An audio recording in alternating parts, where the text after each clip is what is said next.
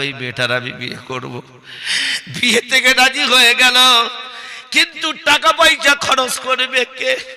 সঙ্গে সঙ্গে বরকতুল্লাহ বলল, দাঁড়াও, যে মেয়ে ছেলের আমি বিয়ে করব, আমি জামা কাপড় কিনে দেব, শাড়ি কিনে দেব, চুড়ি কিনে দেব, সব কিছু আমি অলংকার কিনে দেব। জানে তার দাদারা কেমন? সঙ্গে সঙ্গে বলে দিলাম, জামা কাপড় কিনে নিয়ে বিয়ে দেওয়ার সময় 3টে নয় 4টে ভাই মোটর সাইকেল নিয়ে, যে যার বিবিদের নিয়ে, বাচ্চাদের নিয়ে শ্বশুর বাড়ি চলে গেছে। বিয়ে পড়ানো হওয়ার পর দরজার দিকে তাকায় আর বলে, মাবুদ,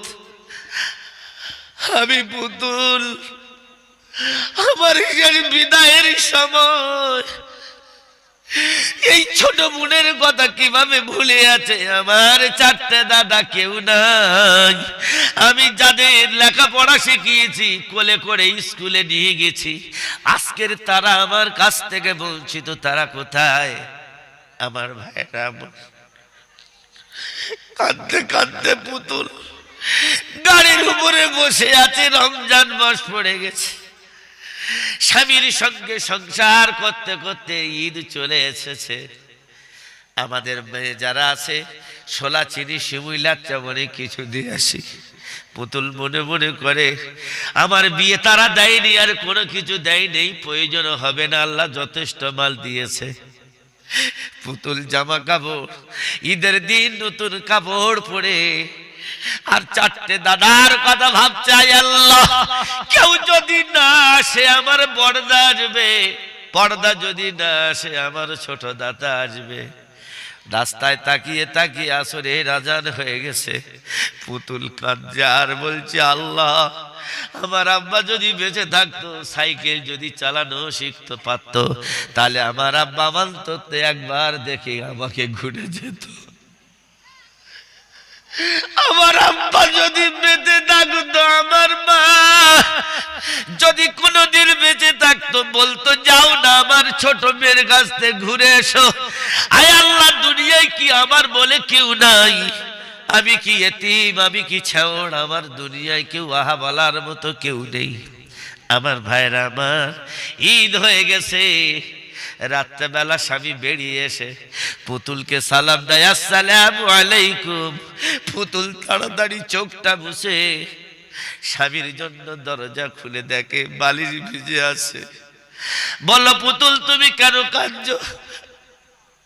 বলে, দুনিয়ায় যাদের মা নাই, বাপ নাই, দুনিয়ায় তাদের অন্ধকার। যখন আমার মা ছিল, মনে মনে করি পৃথিবী ছিল।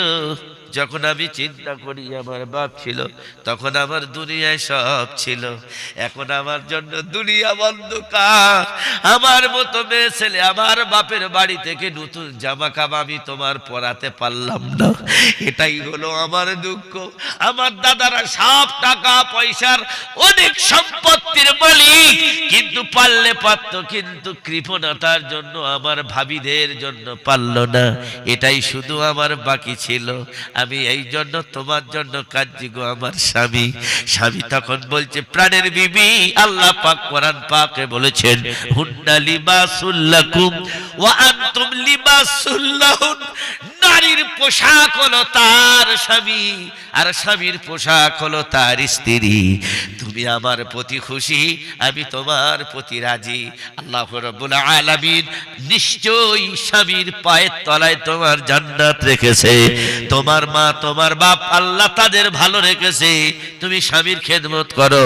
আল্লাহ পাক পৃথিবী যত বড় গুনাহগার মেয়ে হোক, যদি স্বামী রাজি হয়ে যায়, আল্লাহ পাক তার জন্য জান্নাতের 8টি দরজা খুলে দেবেন। যদি বলা যাবে সুবহানাল্লাহ, নারায়ে তাকবীর, আর চিল্লা নারায়ে তাকবীর। আল কোরআনের আলো, আল হাদিসের আলো, নারায়ে তাকবীর। আমার ভাইরা আমার, আল্লাহ পাক মানুষের জীবনে এত পরীক্ষা করে, এটা হলো আল্লাহর বিশাল বড় পরীক্ষা।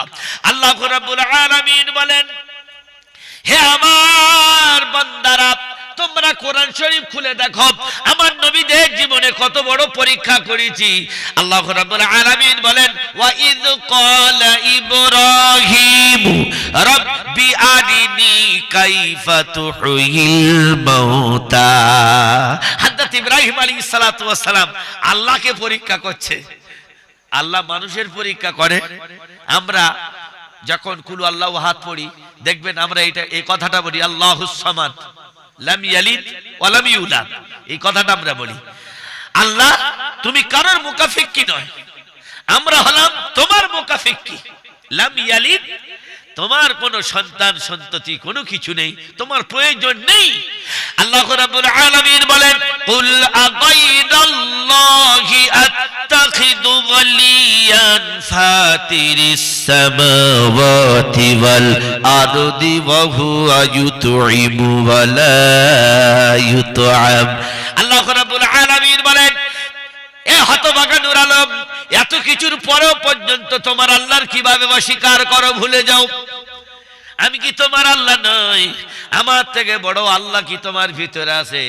আহারে, আজান যখন হয় মসজিদে ঢোকো। আল্লাহ রাব্বুল আলামিন বলেন তাবলীগ জামাত এসেছে, তাড়াতাড়ি চলে যাও মসজিদে। তুমি কোনোদিন বলো না কালকে যাব। এই কাল শব্দটা আল্লাহ হয়তো কবুল করে নিতে পারে।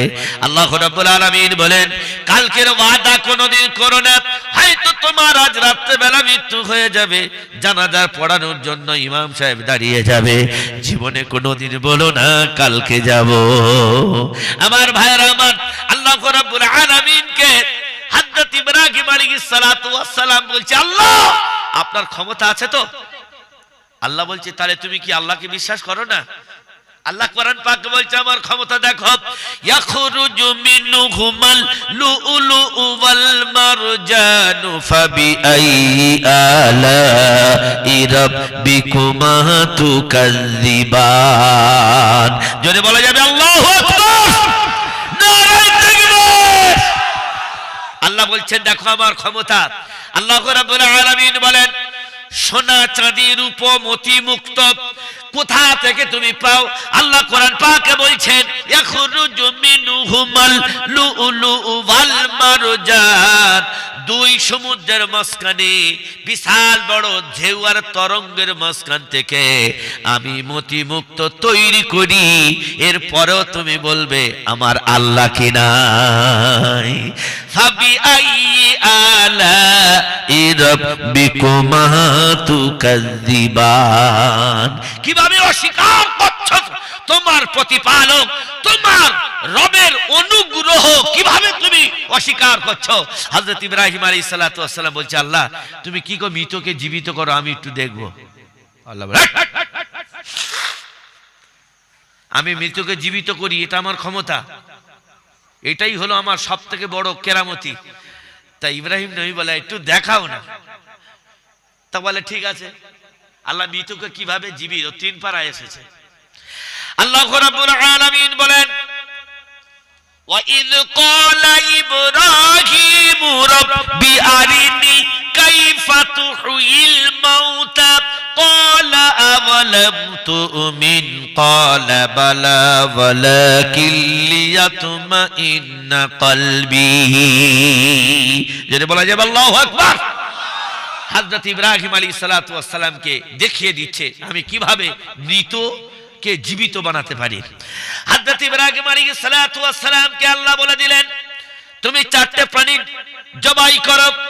এক নম্বর হলো কাক, দুই নম্বর হলো ময়ূর, তিন নম্বর হলো পায়রা, আর চার নম্বর হলো কোন একটা প্রাণী মোরগ। এই চারটে প্রাণী জবাই করে গোশতগুলো কুরবানির গোশতর মতো তুমি ভালো করে ফেটে দাও।